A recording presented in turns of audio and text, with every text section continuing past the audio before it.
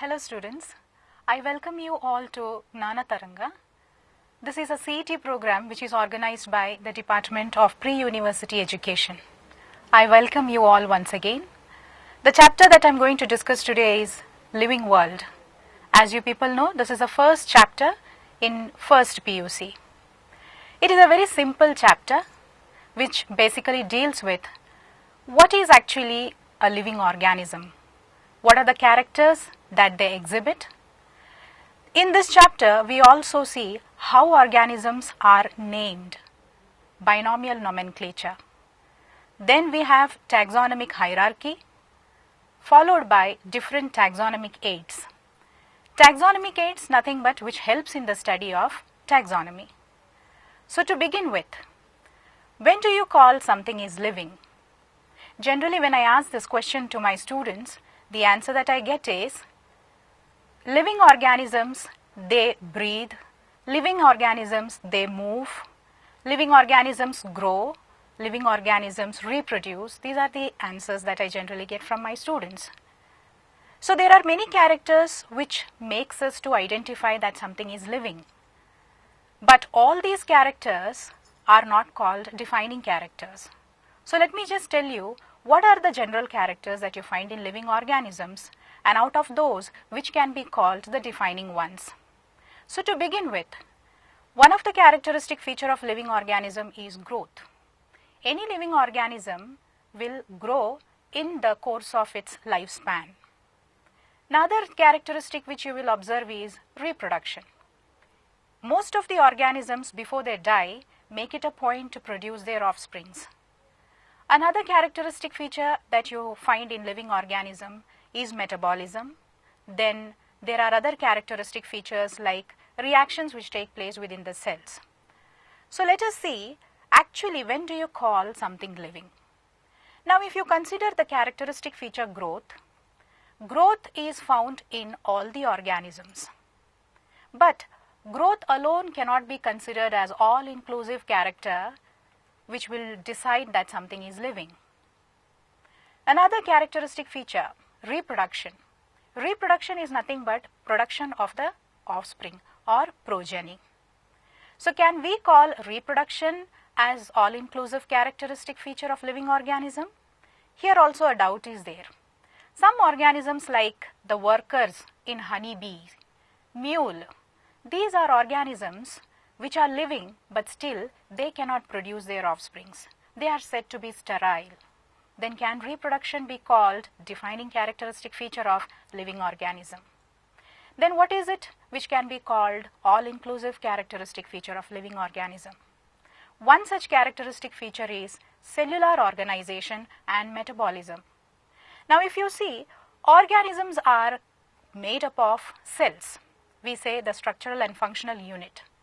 So these structural and functional units, they can exist independently. They can conduct all the work which is required to be alive.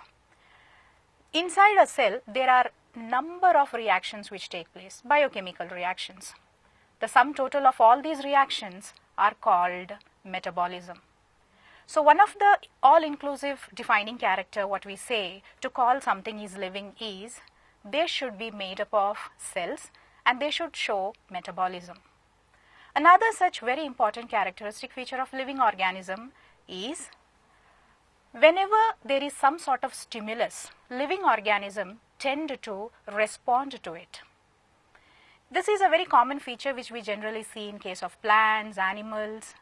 A plant which is kept in a room where light is unilateral, that is light is coming from one side, if you see the plant tends to move or it will curve towards that side.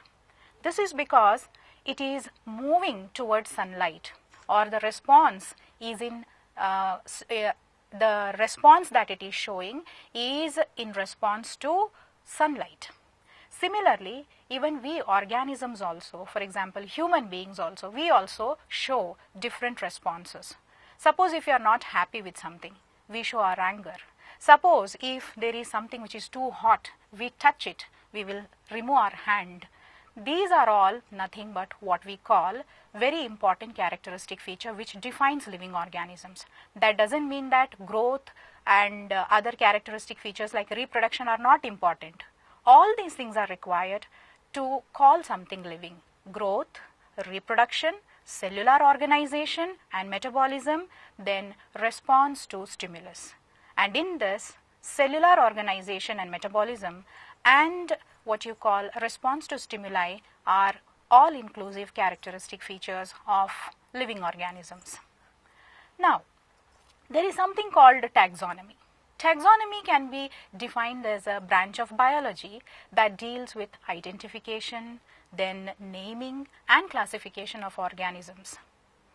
Father of taxonomy, Carolus Linnaeus.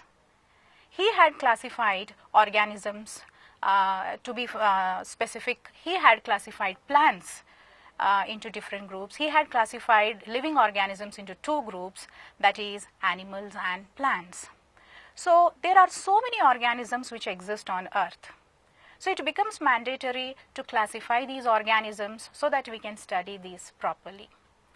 So, when we are classifying these organisms, we have to look into similarities and dissimilarities. So, based on whether they have common features or they differ from each other, we are going to classify or group organisms into different levels. So, these different levels are actually called taxa. A single level or rank is called taxon.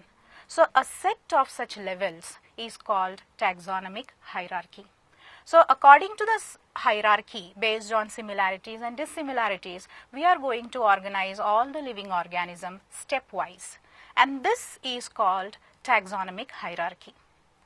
Finally, this chapter tells us about the different types of aids which are available, which will help us to study taxonomy. In this, one of the taxonomic aid which we have is herbarium. What is actually herbarium? Herbarium is nothing but to collect plant species, press them, dry them and preserve them on sheets. This is herbarium. By preserving in this manner, whenever we want to study any plant, we can take out this preserved sheet and have a study of the organism. Another taxonomic aid that we have, taxonomic aid which has been mentioned in this chapter is botanical garden, zoological park, then taxonomic keys. Let me tell you something about taxonomic keys. What are actually taxonomic keys? Now, taxonomic keys are actually set of characters. These characters generally have the alternate kind of traits of a particular character. So, using this you can classify the organisms. So, this is nothing but taxonomic keys. Then we have other mechanisms also, for example flora, then we have catalog which is brief description of few species given in a particular area. All these things are taken as taxonomic aids in this chapter. So, without any more delay, let us see the questions. The first question, in the below mentioned characters, which are the defining properties of living organisms? Friends, I have already explained this. Let us see the options. Growth and metabolism, growth and reproduction, cellular organization, metabolism, consciousness and response to stimuli, reproduction only. So, if you observe these, as I told you in the beginning, growth and metabolism is important, growth and reproduction is also important, but these two are combination of characters which are not the all-inclusive defining features of living organisms. Cellular organization, metabolism, consciousness and response to stimuli has the maximum number of important characteristic features of living organisms. Last one, reproduction only is also a wrong option. So, here you can see that the right answer is option C. Now, so once again I would like to tell the right option over here is cellular organization, metabolism, consciousness and response to stimuli. So, here the right answer being C. Now, let us see the next question. In classification of organisms, taxon is, the options are population of one type, population of individuals with similar genotypic and phenotypic traits, a group of related species, a taxonomic group of any rank. So according to the explanation, by this time you might be knowing that a taxonomic group of any rank is the right answer. The other options which are mentioned over here, for example, option C, a group of related species. You are aware that related species which are grouped into a rank called genus. So all these are different or wrong options, just to confuse you people. So the right one is a taxonomic group of any rank. Let's see the next question. Pick the taxonomic aids included under in situ conservation. Before looking into the options which are provided, let me first tell you about what is actually in situ conservation. Now, conservation is nothing but protection of living organisms. These are basically of two types. Organisms can be protected in their habitat itself. Habitat means their dwelling place or where the organisms live, natural system. So the organisms can be protected in their natural environment, or the organisms can be brought to man-made places where it can be protected. Then it is called ex situ conservation. So there are two types. In its habitat itself is called in situ, on site, wherever it is present. Ex situ, they are taken to man-made habitats, or they are taken to other places where they can be conserved. So with this information, let us see what are the options. National park, sanctuary, botanical garden, biosphere reserve and museum. So if you look into the options properly, national park, sanctuary, biosphere reserve, these three options belong to the category of in situ. That is, in a national park or a biosphere reserve or a sanctuary, it is a huge place which is under the control, where the organisms cannot be, no hunting can be done or plants cannot be taken. It is completely a protected area. And all these organisms are found in its dwelling place itself. That's why national park, then biosphere reserve, sanctuary, all these things are the right answers. But options like museum and botanical garden. Let me just tell you what is actually botanical garden. The plants which you see in a botanical garden, they are all brought from different places and grown in a large area. This is basically to have a study of all new plants which are not available in the nearby places, or to increase the aesthetic value. You can see to which family the particular plant belongs to, or what are some special features which are found in these plants. So like that, the plants are brought to a particular area and there they are protected. That is a botanical garden. So here again it is an ex situ kind of conservation. Museum, as you all know, it is a man-made place where all the organisms are stored so that you can go any time and observe these. So the right answers are national park, then sanctuary and biosphere reserve. So it is 1, 2 and 3.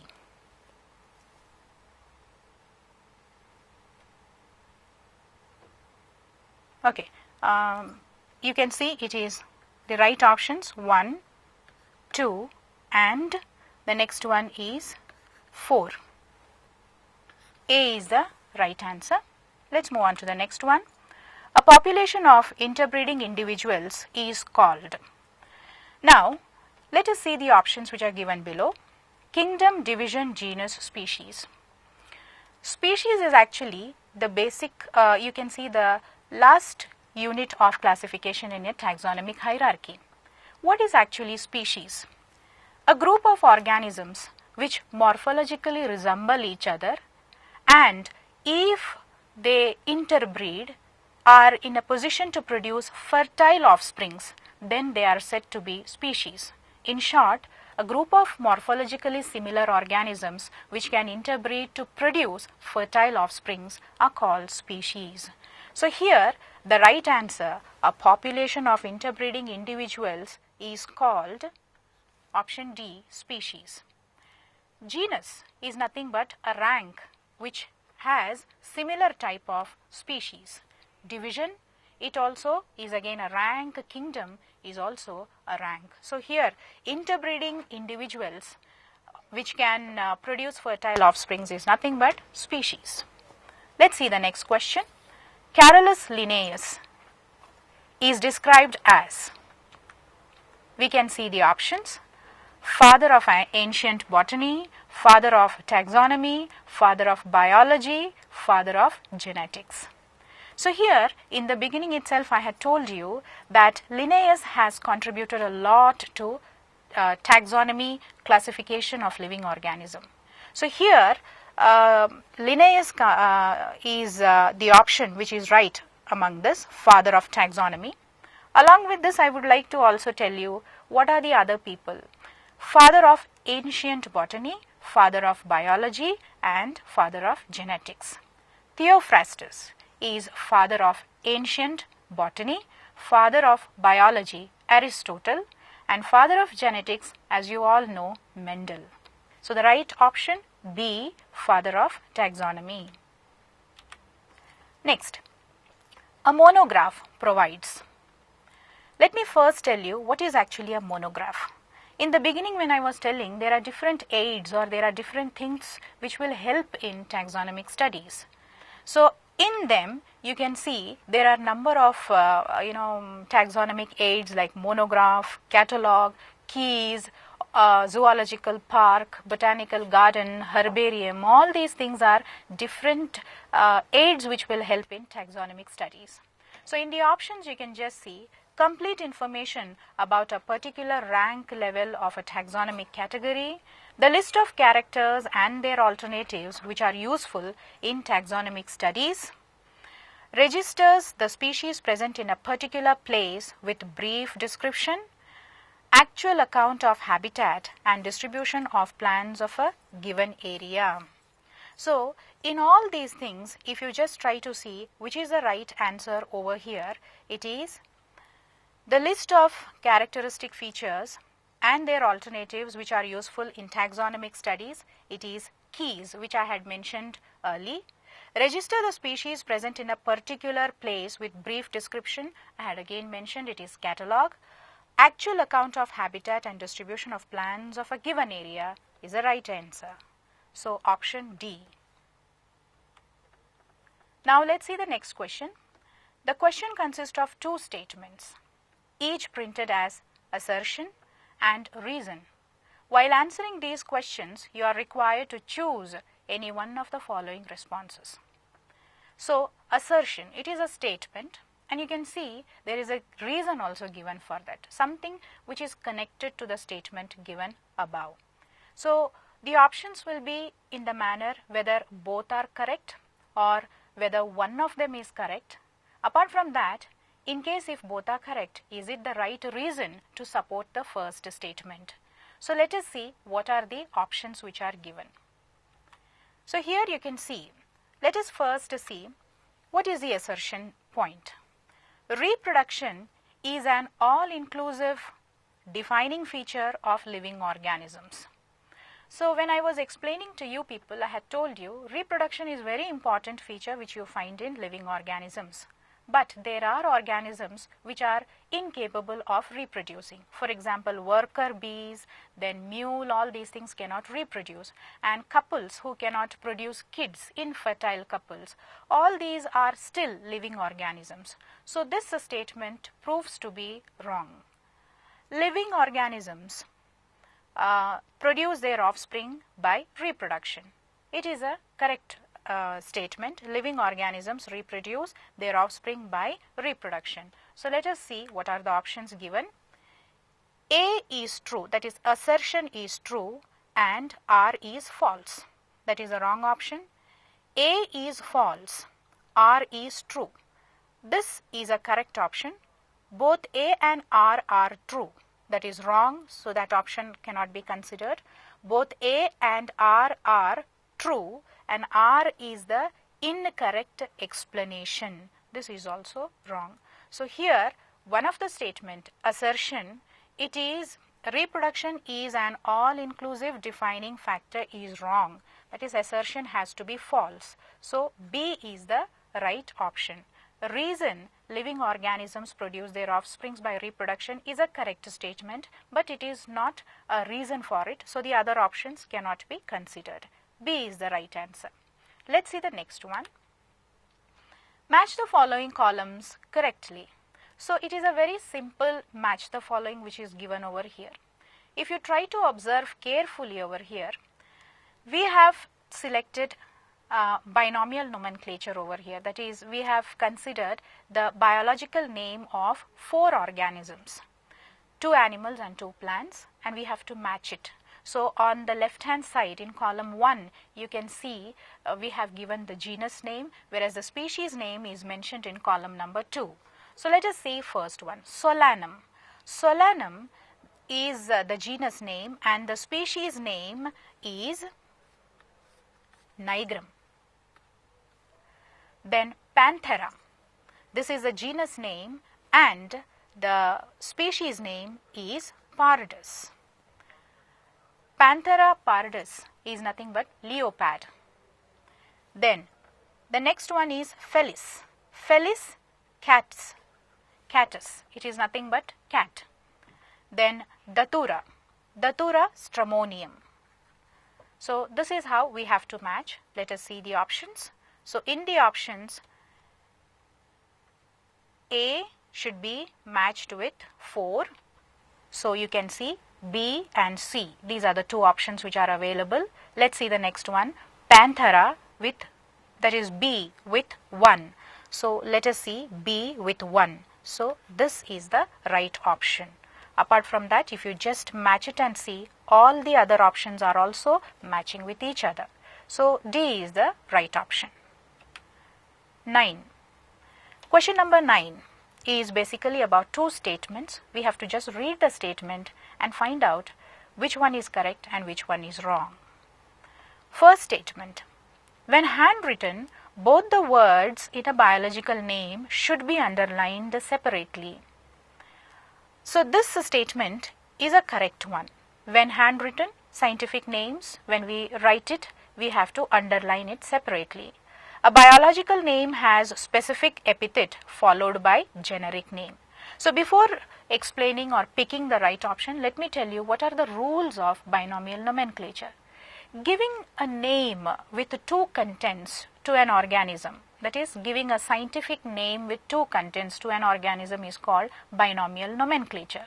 So, whenever we want to give a scientific name to an organism, 2 components are minimum required. So, the first component, it is the genus name, and the second one which follows it is the specific epithet or the specific name. So, the generic name or the genus name appears first and it is written in block letters or capital letter. It begins with capital. The first alphabet has to be written in capital. Following that, that is the second name is species name. Species name is always written in small letters. You should not begin it with capital letter. So, these are few rules. Apart from, we have to take the names from Latin or the existing names have to be Latinized. Then when you are typing it, it should be in italics. These are some of the rules of binomial nomenclature. So, here if you see the second option, a biological name has a specific epithet followed by generic name. That is, according to the statement, species name comes first followed by generic name. So, that is a wrong option. So, let us see. Statement A and B are false. Both are false. This is wrong. Statement A is true but B is false. So, this one is right. Statement A and B both are true. Statement A and B is statement A is false but statement B is true. This is also the wrong option. So, the right option is B. Now, pick the odd one out. Let us see the 4 options given. Jim Corbett National Park, Botanical Garden, England, Indian Botanical Garden, Howrah, National Botanical Institution, Lucknow. So, here when you see all these things, students, please make a note of it. It is not in India, it is in England. So, you can see generally if it were to be typed properly, when you go through the options, chances are that we might feel that this is the odd combination, that is B is the odd combination, just because it is a foreign country, whereas rest all belong to India. But that is just to mislead you people. If you observe carefully, the last three options, botanical garden, botanical garden, botanical garden, only the first one, Jim Corbett National Park. This is a national park. That's why the right option, the odd one out of the four, is Jim Corbett National Park, option A. Next question, which is incorrect? We have to pick the false statement or the statement which is not correct. Homo sapiens, okay, Homo sapiens, Hominidae, Primata, Mammalia, Chordata. Triticum aestivum, Poaceae, Poales, Dicotyledon and Angiosperms. If you just go through all these, you will come to know that what is mentioned over here is the biological name, that is genus and species, and it is followed by family. It is followed by, after the family, you can see that they have mentioned the order, then they have mentioned the class, and finally the division. So it goes in the same manner. But if you try to observe carefully, you can see that in option 2, Triticum aestivum, that is wheat, Poaceae. Wheat, as you people know, it is a grass variety. So Poaceae, Poales, all these are correct. But if you just observe this one, Dicotyledon, you know that grass variety, it will be generally monocotyledon, that is, they will produce only one cotyledon. So Triticum aestivum is not a dicotyledon, it is actually a monocotyledon. So this option has got a wrong information in it. Now the next one, if you just go through Musca domestica, then diphtheria, insecta, arthropoda, all these are the right taxa of this particular organism. If you observe in Mangifera indica, that is in mango, you can see that clearly the option should show that there is a misleading one over here, which is monocotyledon. You know that mangoes, before producing the mangoes, the mango trees, they produce what is called flowers. White flowers are produced on the tree. So when these produce flowers, you can observe that these flowers, they belong to the dicot category. And if you see the seed, cut open the seed and try to observe, it will show the presence of two cotyledons. That's why this is a wrong information. It belongs to dicotyledonous characters, dicotyledon. So here two of the options are actually wrong in this. So let us see the options. So here you can see that which is incorrect. So the incorrect ones are 2 and 4. So B is the right option. Now let us see the next set of questions. These set of questions belong to the topic biological classification. So before starting with the question, my dear friends, I would like to tell you about what this chapter basically deals with. As you all know, biological classification is a chapter which basically deals with the different types of classifications which are done, how actually living organisms were classified. So the chapter starts with how all the living organisms were classified into 2 kingdom, then 3, 4 and finally to 5 kingdom classification. Then you can also see that here in this chapter we are also dealing with some of the organisms. We cannot call them organisms actually, some entities we can say, or some components or some entities. These entities, they do not have any place in all these classification. So this chapter also tells why these entities, they do not have any place in the 5 kingdom classification. This also is given in this chapter. So biological classification starts with the different types of classification, wherein 5 kingdom classification is explained in detail. So 5 kingdom classification shows the different kingdoms which are involved in it.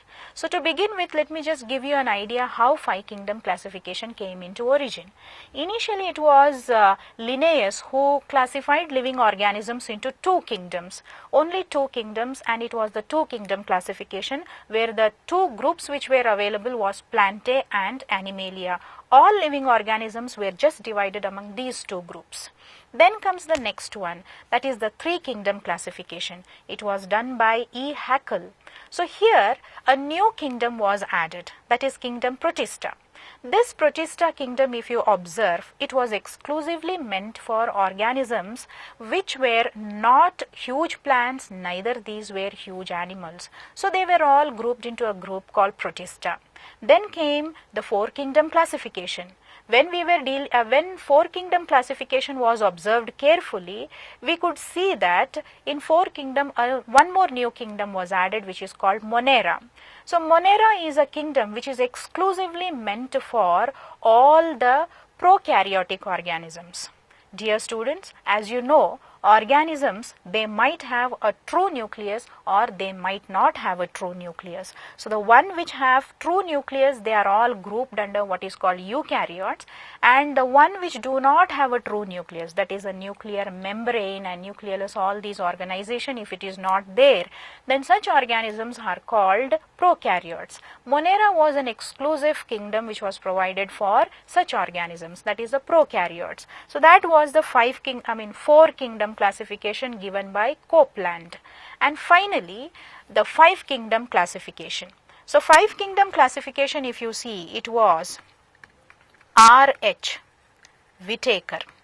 It was R. H. Whitaker who gave the five kingdom classification. So according to the five kingdom classification, if you see, one more new group was added, a new kingdom was added. And what is this new kingdom? It is nothing but fungi, or which can also be called mycota. So fungi or mycota was an exclusive group which was given for organisms which were all heterotrophs. They cannot prepare their own food and their body was made up of something called hyphae or mycelia. So such organisms were placed in a group called fungi. So with this new kingdom fungi, five kingdoms were produced formed. And this classification is called the five kingdom classification, which was given by R. H. Whitaker. So one by one in this chapter we are going to study about what are the Moneran characters. So you know the main feature is they do not possess nuclear membrane or true nucleus. In this group you will be studying groups like bacteria, you will be studying about archaebacteria, then you people are going to study simple forms where nucleus is not present. So apart from these, you can also find the next group which you people have to study, which is Protista. All the unicellular organisms are grouped here. So in this group you will find all the smaller organisms which are unicellular in organization. Then following this you are going to study the next one, which is mycota. As I told you, you are going to study different classes of fungi.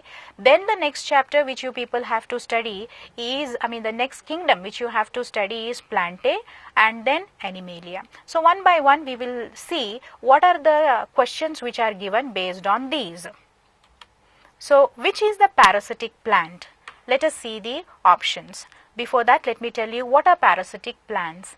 Parasitic plants are the plants which live on other plants, which we generally call host plants. So on the host plants or on some other living organism, they will be living and they keep on deriving nutrients which are prepared by the host, and they do not prepare food of their own. Such plants are called parasitic plants. Let's see the options: bladderwort, then cuscuta, Venus flytrap, mycorrhiza. If you see, bladderwort and Venus flytrap, these are actually insectivorous.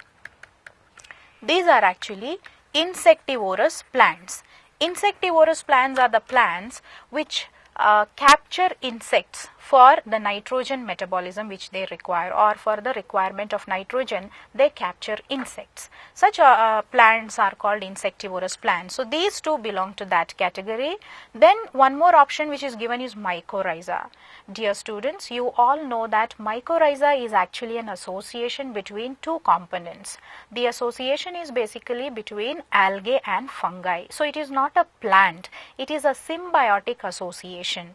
I would like to clear here, mycorrhiza, it is an association between fungus and the roots of higher plants. Please make a note of it, dear students. Mycorrhiza is nothing but fungus and roots of higher plants found in an association. Here the fungus, they derive minerals and water and provide it to the roots, and the roots of the higher plants, they prepare food and give a small portion of the food to fungus. So this kind of an association is called mycorrhiza. So obviously it is not a plant. Then the right answer has to be B. So here B is the right answer for question number 1. Now let us see the next one. Which of the following is not a feature of cyanobacteria? So here the options are blue-green algae. So you know that cyanobacteria belongs to the blue-green algae type. Then biofertilizer, heterocyst and heterotrophic. Now what is the meaning of biofertilizer? Any organisms or any products or parts of organisms that you use to increase the fertility of a soil is called a biofertilizer. So it is observed that cyanobacteria is extensively used in paddy fields because they have a unique feature to fix the atmospheric nitrogen into absorbable forms. So if you try to observe here, there is one more option, that is heterocyst is found. Now for example, if you see a cyanobacteria, it is a filamentous form, for example in case of nostoc. So if you see the vegetative cells, here and there are some cells which are larger in size and they show a typical shape in this manner with a nodule. These are actually called the heterocyst. So these heterocyst, what are these? These are specialized cells which have the capacity to fix nitrogen. So this is also a right option. They can be used as a biofertilizer, as well as you can say heterocyst is also found. Now what is the meaning of heterotrophic? Heterotrophic means the organisms cannot prepare food on their own. They are called heterotrophic organisms. You are very well aware that blue-green algae, they have green pigments for absorbing sunlight and they can prepare food on their own. So here the wrong option is heterotrophic. So which of the following is not a feature of cyanobacteria? The right answer is D. Match the pathogens in column 1 with their mode of nutrition given in column 2. Let us just go through the questions. Let us just go through the options. In column 1, you can see there are some pathogens given, or pathogens are nothing but disease causing organisms. So if you try to observe trypanosoma is actually a flagellated protozoan. This is a notorious organism, or it is known for a bad reason. It causes a disease called sleeping sickness. Puccinia, it is a parasitic fungi. This parasitic fungi causes the disease rust. Viroid is actually an infectious RNA, that is an RNA strand which has the capacity to cause disease. So here the disease caused by a viroid is potato spindle tuber disease. It is caused by the viroid potato spindle tuber viroid. Then next is entamoeba. Entamoeba, it is known to cause the disease amoebiasis. Amoebiasis is nothing but, you can also called amoebic dysentery. So amoebic dysentery or amoebiasis is caused by Entamoeba histolytica. So Entamoeba histolytica, this is a amoeboid type of protozoan which is capable of causing amoebiasis. And then Plasmodium.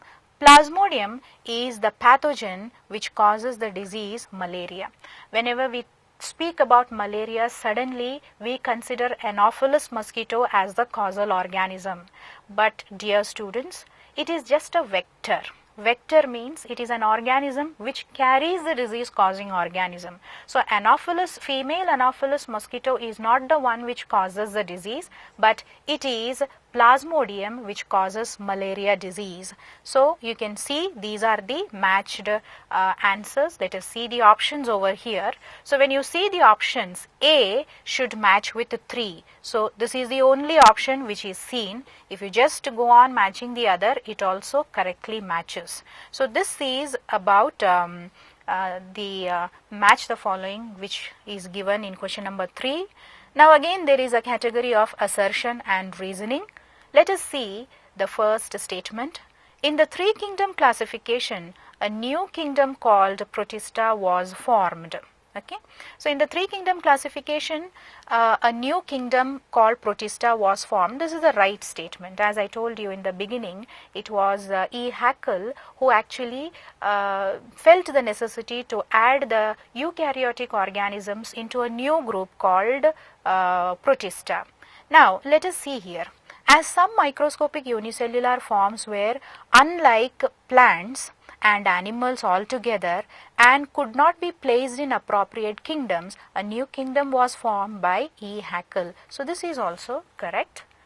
Now you can see the options given below. So here A is true, R is false is the wrong one.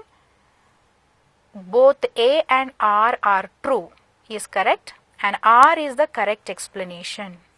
Okay. A is false. This is a wrong option. Both A and R are true, but it is not the correct explanation, is a wrong statement in this, because it is the correct explanation. So the right option is B. Now, which of these is correct for mycoplasma? Identify the answer from the options given below. So let us see the first one. They are the smallest living cells. They lack cell wall. They can survive without oxygen. Many are pathogenic forms. So mycoplasma, this is the smallest organisms to be, living cells to be known. So this is right. They do not have cell wall. This point is also absolutely right. It is just protoplasm which is not having the outer covering of cell wall. They can survive in the absence of oxygen. That is also right. Many are pathogenic form. Many of the mycoplasma, they cause different diseases, for example, witch's broom disease. All these things are some of the diseases caused. So all the options which are given below are correct. So here the right one which you have to pick over here is 1, 2, 3 and 4. This is the right one which you people have to select. A, option A.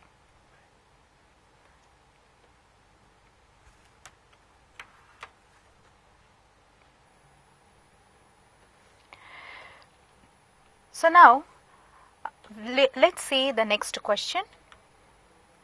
The sixth question is an assertion followed by a reason.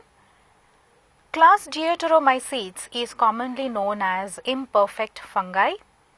The reason, sexual reproduction is not known in the members of Deuteromycetes. Now students, before going to the options, let me tell you what are actually Deuteromycetes. Now this belongs to the kingdom Mycota or kingdom fungi. So as you people know that fungi is classified again into different classes: Phycomycetes, then Ascomycetes, Basidiomycetes and Deuteromycetes. The question is based on Deuteromycetes. Deuteromycetes are the organisms where the sexual reproduction is not yet known. It is believed that once the sexual reproduction of the organisms which are grouped in this group are known, they might have to be placed in the other classes like Phycomycetes, Ascomycetes or in Basidiomycetes. So right now these are the fungi where we know how is the mode of asexual reproduction, but we are not aware of the sexual mode of reproduction. Such fungi are placed in the group called Deuteromycetes. That's why they are also called fungi imperfecti or imperfect fungi. So let us see what are the options available over here. The first one, both A and R are true and R is the correct explanation of A. Okay. So as you people know that class Deuteromycetes is commonly known as imperfecti is a right statement. sexual reproduction is not known in them is also a right. So A and B are true, and A and R are true, and R is the correct explanation. Obviously it is the correct explanation. Why? Because they are called imperfecti, because the sexual reproduction is not known in them. So here the first option itself is the correct one. Then the next one, like you see, A is true, B is false, then false and true, all these things are the wrong options. So you can conclude that the question number 6 has the right answer in option A. Now the next question, statements. Let us see statement A. Bacteria can also reproduce by a sort of sexual reproduction called conjugation. Statement B. Some bacteria fix nitrogen. My dear students, let me tell you something about conjugation. Now, bacteria, they reproduce by various methods. Some they reproduce by a sexual method such as binary fission.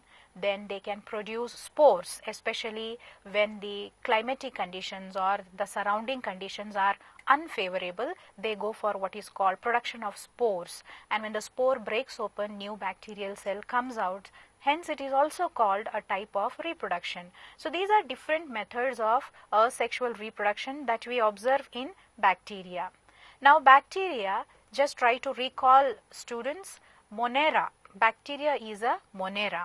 So here the sexual reproduction is not well developed, or it is not happening, but some process or a phenomenon which resembles sexual reproduction takes place over here. We are aware what is actually sexual reproduction. Sexual reproduction is nothing but exchange of genetic material.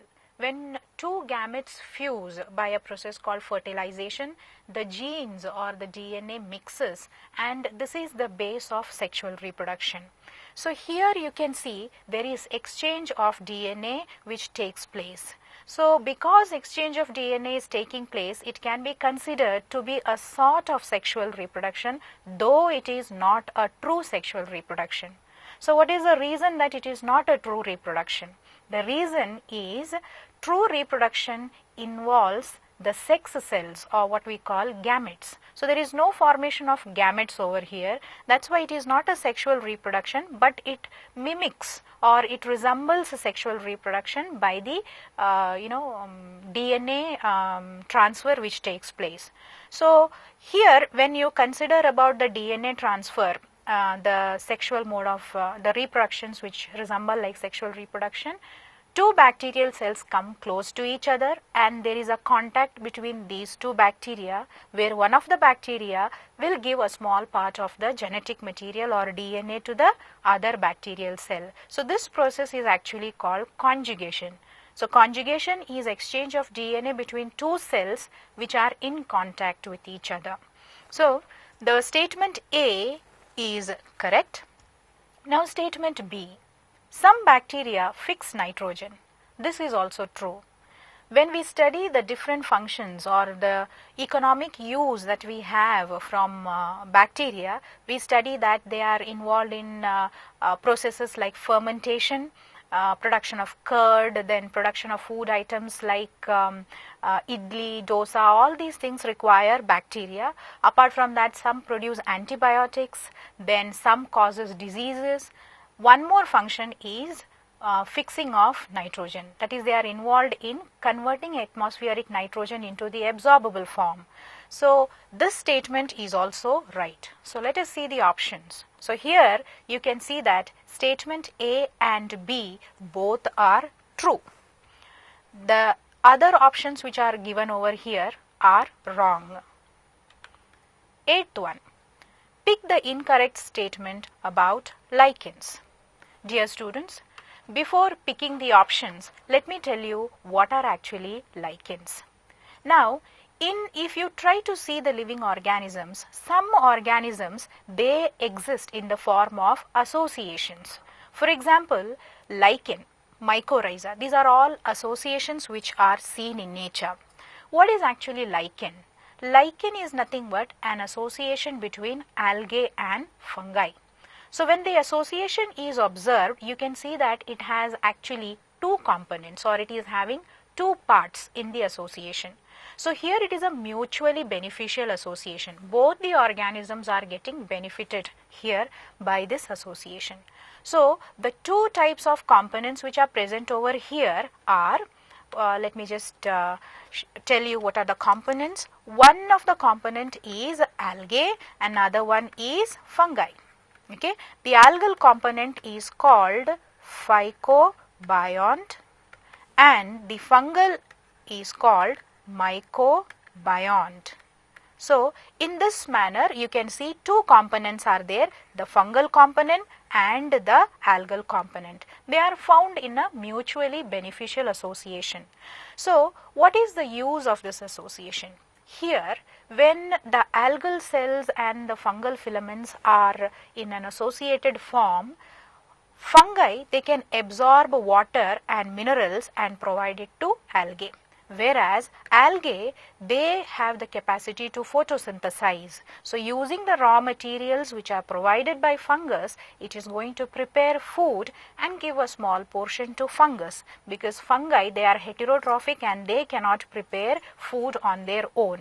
So here both are mutually benefited. Algae gets the raw materials for photosynthesis and fungi gets food. So this kind of a mutually beneficial association is actually called lichens. Let us see the options and decide. We have to pick here the incorrect statement, the false statement. Symbiotic association between algae and fungi. This is the right option. This is a right statement. The phycobiont is autotrophic. As I told you, the algal component is called phycobiont. Phycobiont helps in preparation of food. That is, something which prepares food is said to be autotrophic.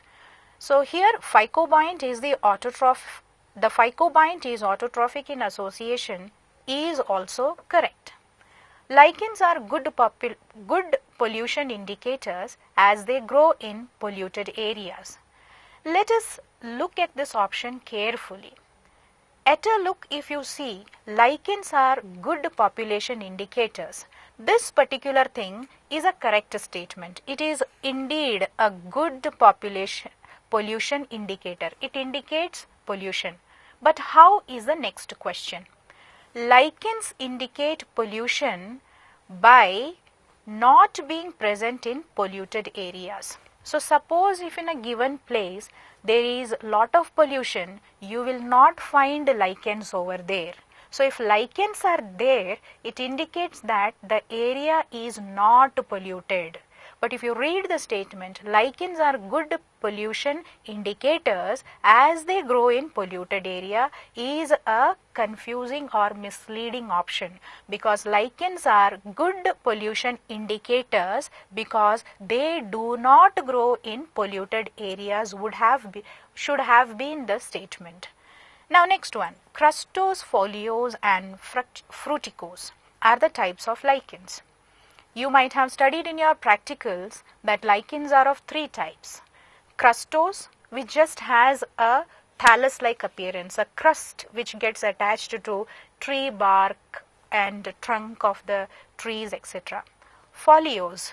Foliose means leaf-like. Here the body of the thallus, body of the lichen is little bit leaf-like. And fruticose, this is nothing but it is extended into larger forms which have stem-like, you can see, or elongated parts with leaf-like attachments. So this is also correct. So as a result, you can see over here that C is the wrong option. So pick the incorrect statement, then the answer for this is option C.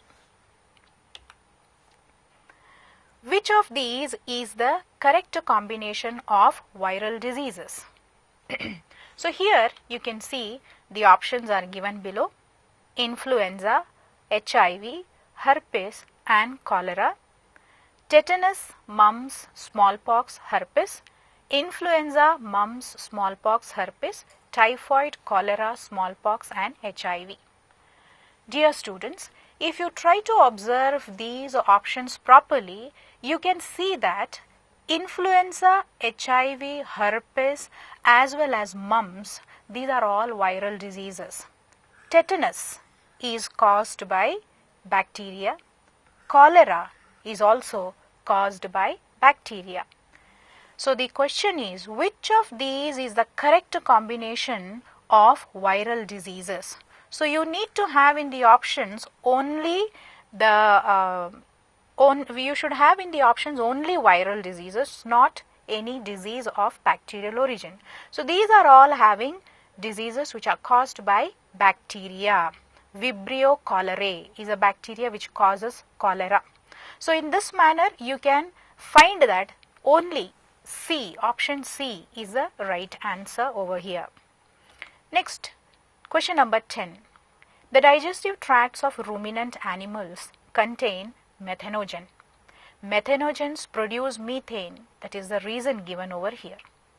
Now, my dear friends, let me tell you about what are methanogens. So, when we were studying the chapter Monera, we have studied about different types of monerans.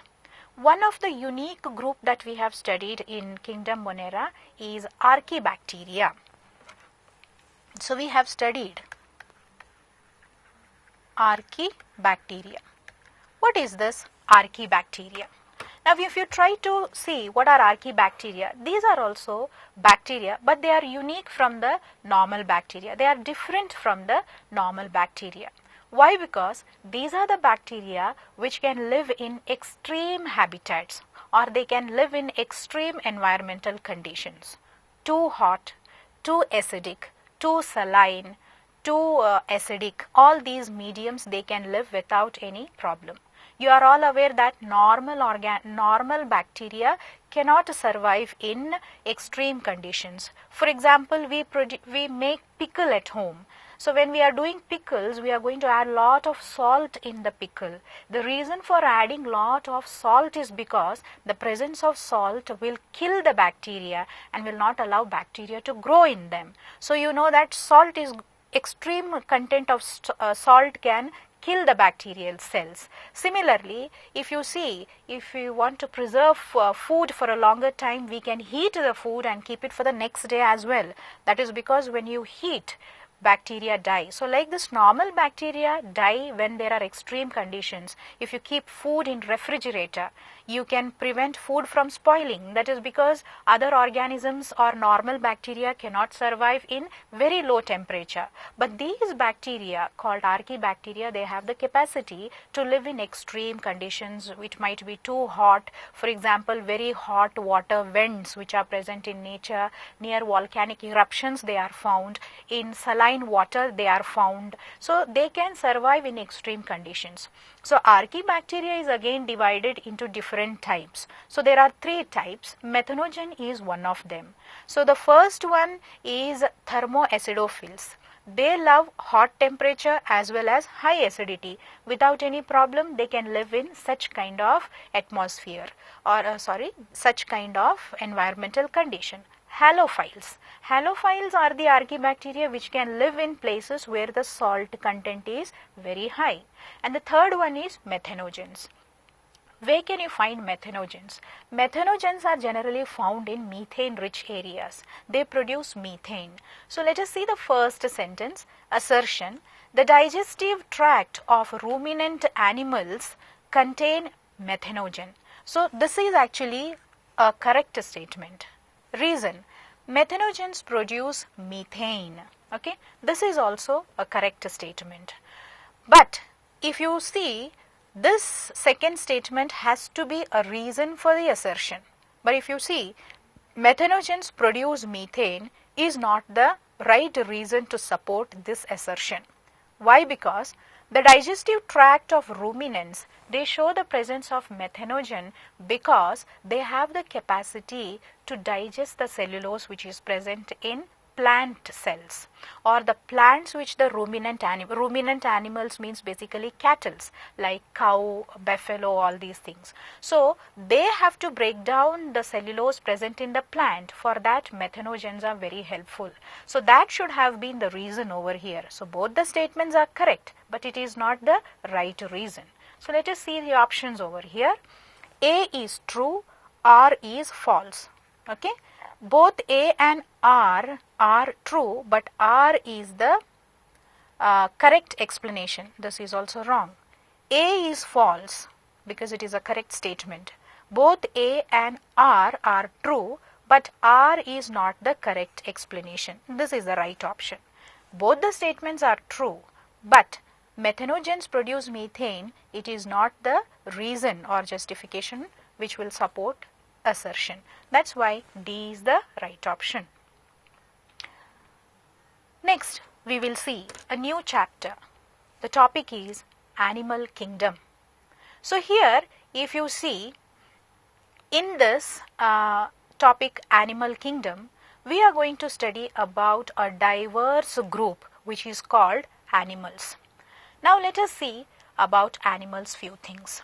This group called Animal Kingdom, what we say Kingdom Metazoa, or we can say Kingdom Animalia, it comprises of huge organisms. To specify, eukaryotic organisms which lack cell wall. Cell wall is absent in the cells of these organisms. They are heterotrophs, that is, they cannot prepare food on their own. Then these are multicellular organisms, that is, they are made up of many cells.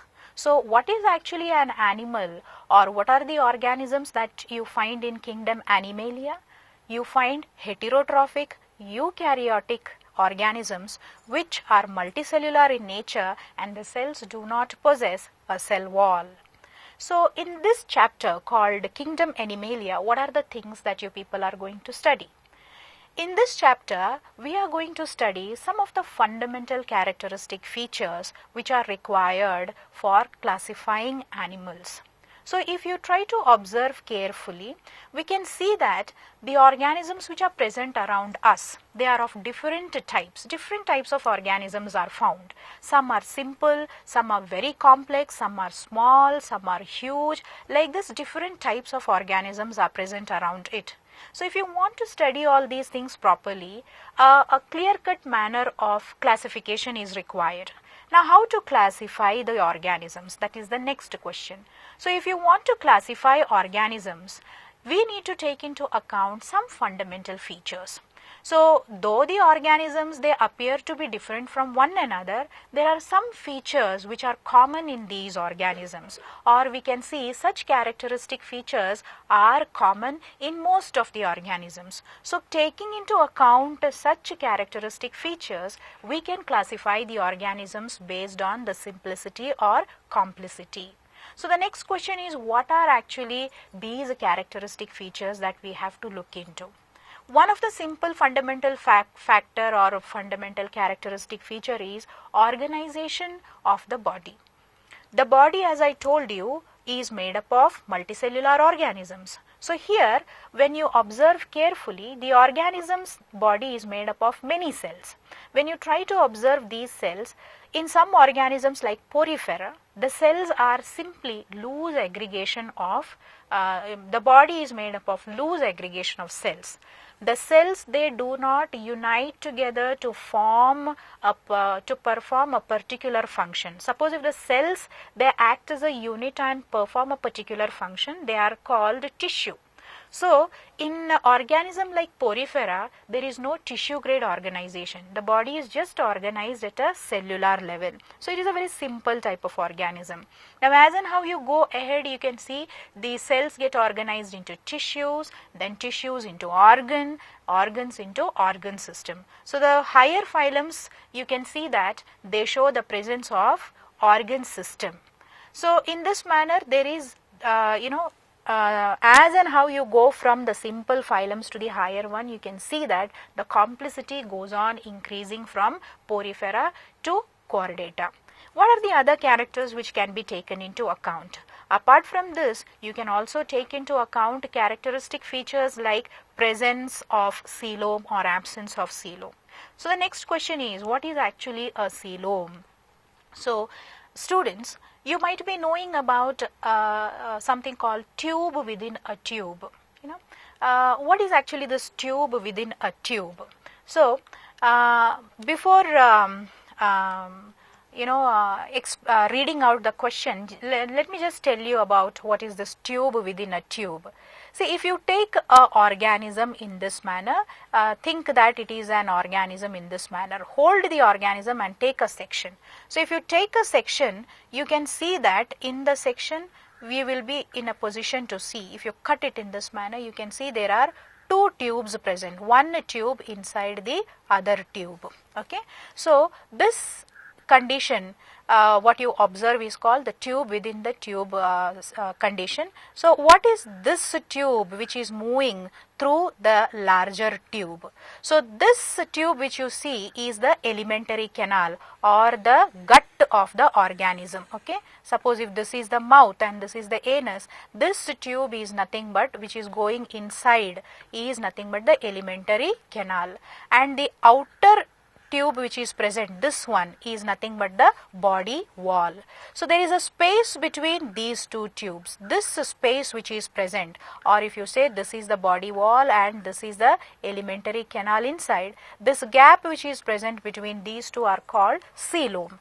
So, some organisms have this gap, then they are called coelomates. Some organisms, they do not have such kind of cavity or body cavity inside its body. Okay, they are called acoelomates, and some have false type of coelom. So, in the later questions I will discuss about all these things. So, this is about coelom. So, based on whether coelom is present or whether coelom is absent, one can decide whether what is the complexity of the organism. Similarly, another one is diploblastic or triploblastic nature. What is this diploblastic or triploblastic nature? So, here you can see that some organisms, when they are in the embryonic condition, you will be in a position to see that their body is basically made up of two layers, germinal layers what we say. So, since they have two germinal layers in their body, they are said to be diploblastic, outer ectodermal and inner endoderm. Okay. Then you people can also see some organisms where there is a middle layer which is called mesoderm, then it is said to be triploblastic. So, some organisms are diploblastic and some are triploblastic. Then there are other characteristic features which are very important, like presence or absence of notochord. So, if you try to see what is actually a notochord, it is actually a structure which appears to be like a rod like structure whose origin is from mesoderm. So, it is mesodermal origin, a rod like structure, this is called notochord. So, if the organisms have notochord, they belong to a particular phylum, for example chordata. If it is not present, then they belong to some other different type of phyla. So, these are some of the fundamental features which help us to classify the organisms. So, keeping in mind all these characteristic features, organisms are, or to be more specific, animals are classified into different groups, what we call phyla.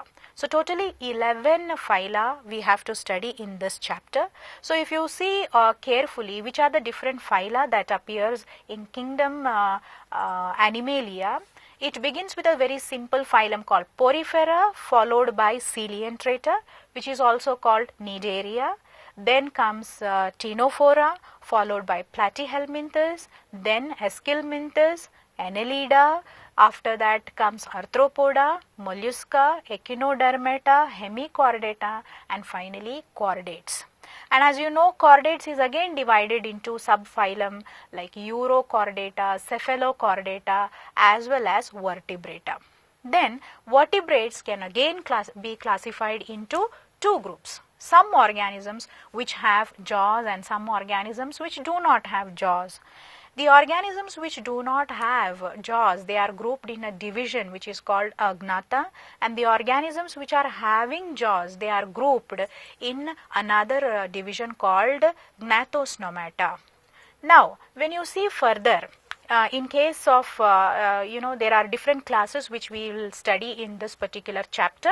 So, if you observe carefully in the division agnatha, that is in jaw, the organisms which do not have jaw, there is only one class which is called cyclostomata.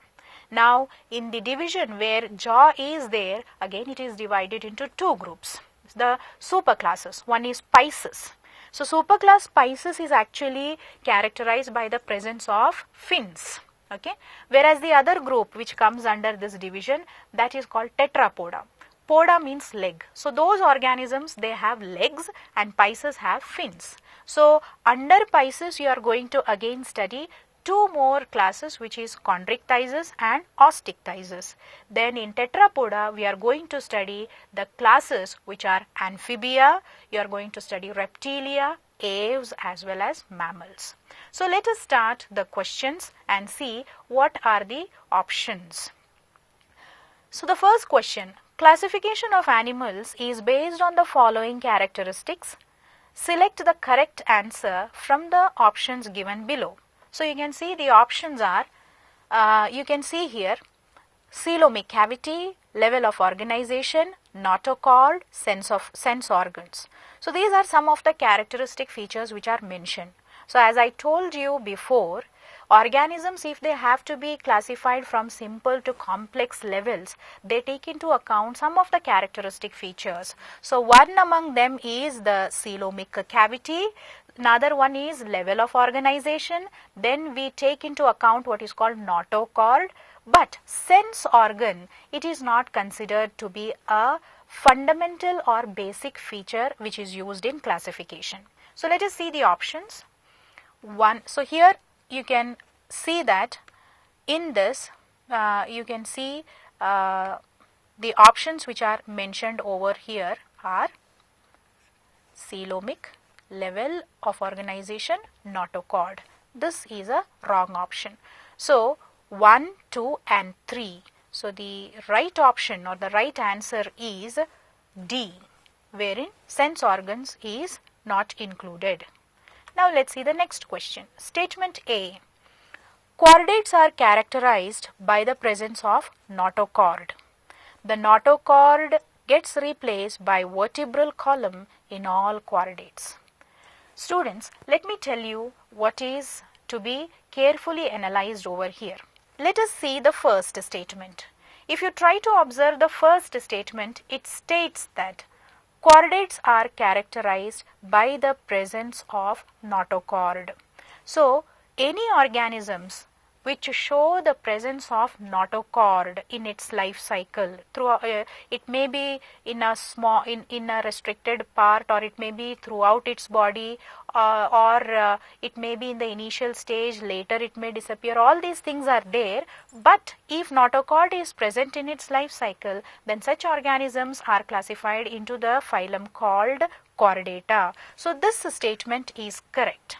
Now statement B, the notochord gets replaced by vertebral column in chordates. So here what we have to, as I always tell to my students, whenever you are selecting the options, read the questions properly, because there will be minute information which we overlook and we end up selecting the wrong options. So here also there is a chance for that. If you read, see, we are all aware that chordates are the one which possess notochord. So here there are again 3 subphyla which are present. So the 3 subphyla of chordates, let me tell you which are those. So the first one to be mentioned is Urochordata. Then the next one, Cephalochordata and Vertebrata. These are the 4 subphyla. So in this, if you see, if you consider the organism, if the notochord is present only in the tail region, then it is called Urochordata. If the notochord extends from head till tail, it is called Cephalochordata. If the notochord gets replaced by a vertebral column, okay, if the notochord is replaced by vertebral column, then it is included in the subphylum Vertebrata. So now let us analyze the next the statement B once again. The notochord gets replaced by vertebral column in all chordates. This statement is again misleading.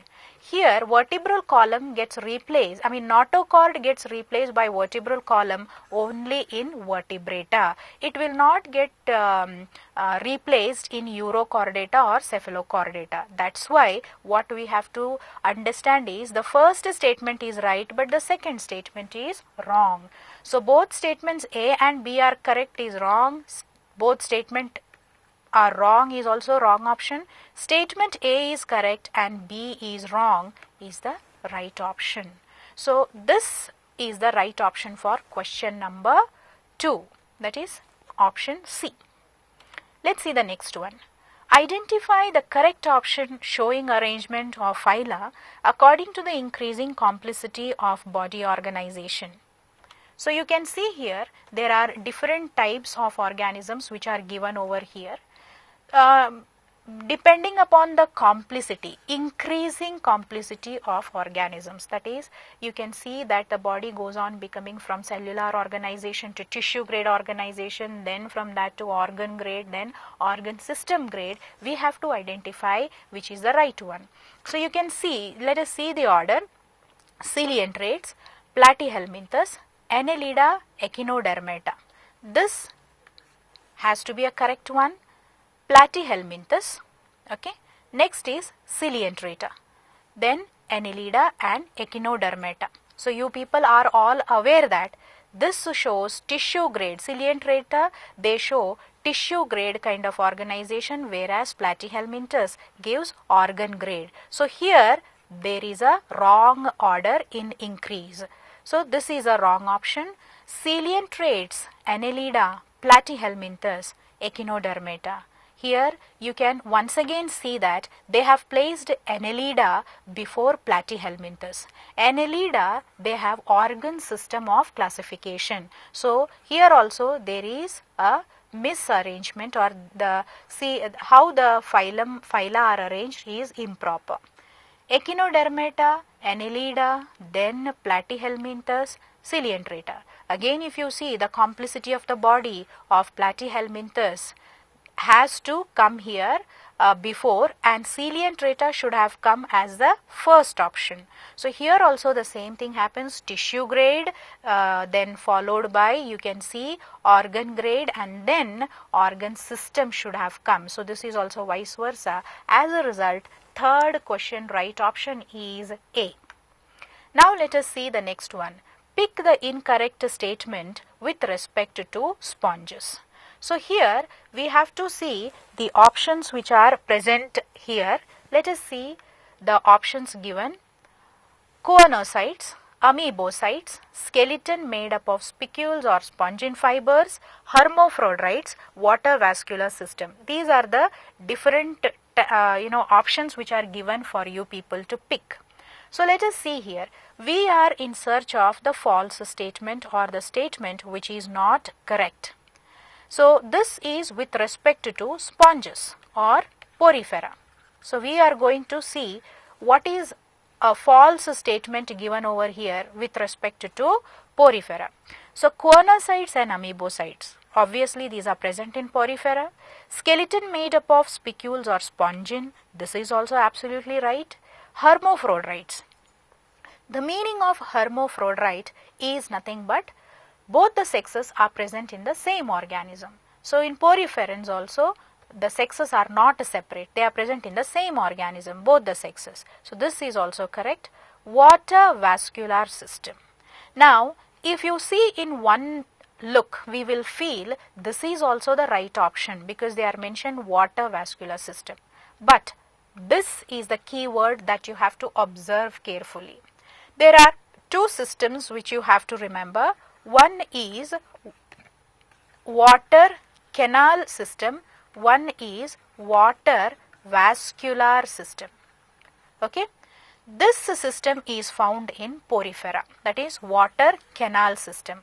Water vascular system is found in Echinodermata. Okay, so you find it in Echinodermata. What is the difference between this? Water canal system means if you take the organism's body in this manner, cut it and try to open, the body is having number of pores in this manner. Through the pores, water will enter into a canal which is called sphingosele, and from here the water will go outside. So this is a simple system. That's why it is called water canal system. Whereas if you see it in case of Echinodermata, you can see that it has got a series of canal system in this manner, which is interconnected. So it is called water vascular system. So water vascular system does not belong to Porifera. That's why the right answer is D. Next, functions of cnidoblast. Cnidoblast is a structure that is exclusively found in Coelentrates, in Coelentrata or Cnidaria. So the name Cnidaria for the phylum comes because of presence of cnidoblast. Basically, it is an structure which is used for anchorage, defense, as well as to capture the prey. So it has the capacity to give a sting. It will harm the other organism. That's how it can be used even to capture the prey. And if it is being chased by some predator or some other organism, it can use it for defense and also helps in anchorage. So the right answer over here has to be, so you can see here the options should show 1, 2 and 4.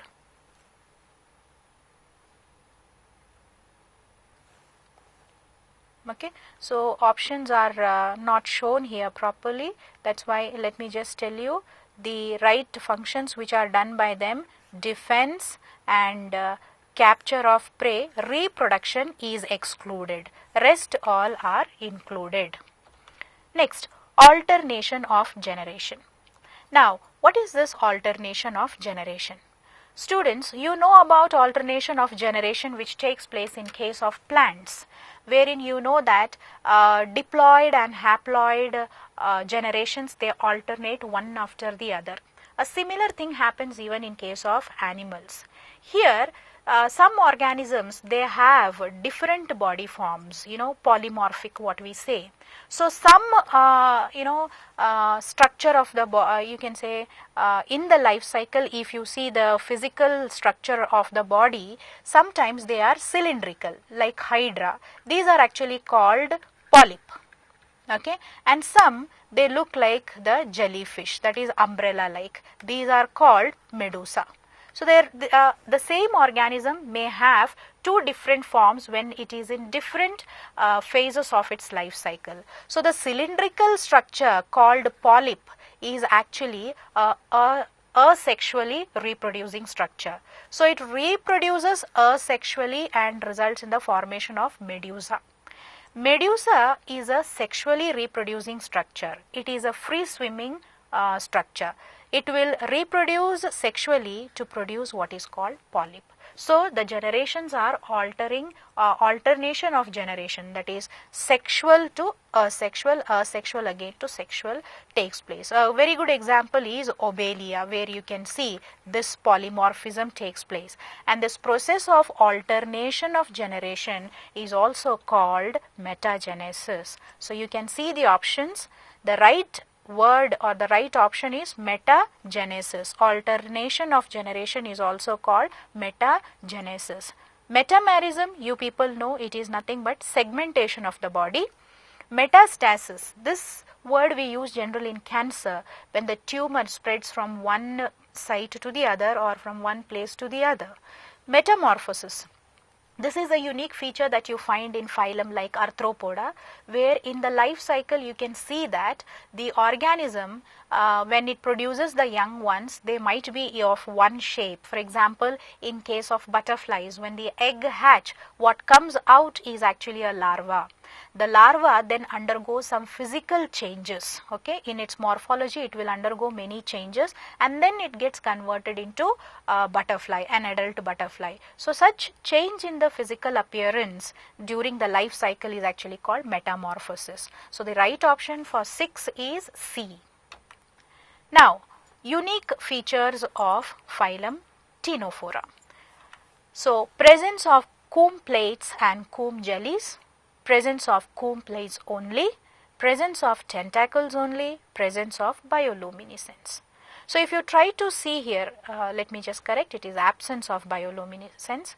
If you try to observe carefully, we will feel this is the right answer as well as this, because we just see bioluminescence and we know that Ctenophora, they produce bioluminescence. Just on that basis, we might feel two are correct. But just see what they have given in before that, absence of bioluminescence, that is bioluminescence is absent. Bioluminescence is nothing but illumination which you find in some organisms. They produce light, that is called bioluminescence. So this is actually one of the feature of Ctenophora, but they have given it is absent. So this is also wrong. Presence of tentacles only, that is in the members of Ctenophora only tentacles are present. This is wrong.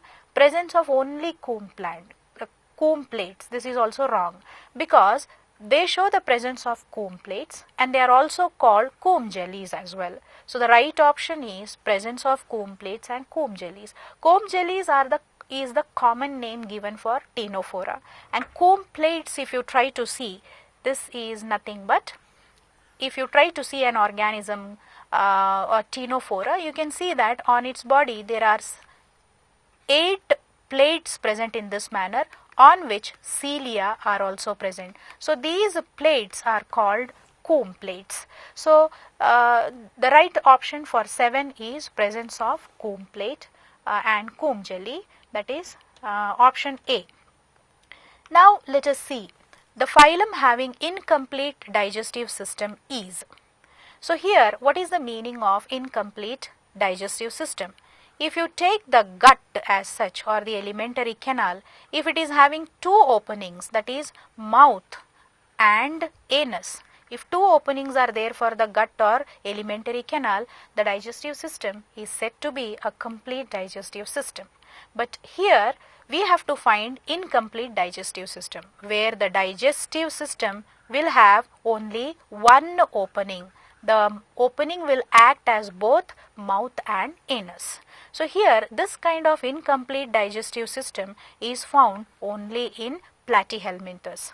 Aschelminthes, a good example is roundworm. You are very well aware that it has got anus as well as mouth. Annelida, for example, earthworm, it has got anus as well as mouth. Then the next option which you can see is Protista. Okay, so Protista, it is not at all having a digestive system as such. So this is also wrong. So we have to see the phylum having incomplete digestive system. So these are the wrong options, and the correct one is 8D. Next one, identify the salient features of Aschelminthes from the options given below. You can just try to see bilateral symmetry, triploblastic, alimentary canal, complete and sexual dimorphism. So here, if you try to see the options, the right option is B. The simple reason, bilateral symmetry, that is the body can be divided into 2 equal halves through only 1 plane.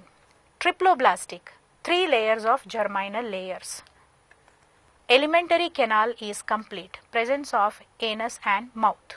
Monoecious, both the sexes are present in the same organism. Okay, this is one more thing.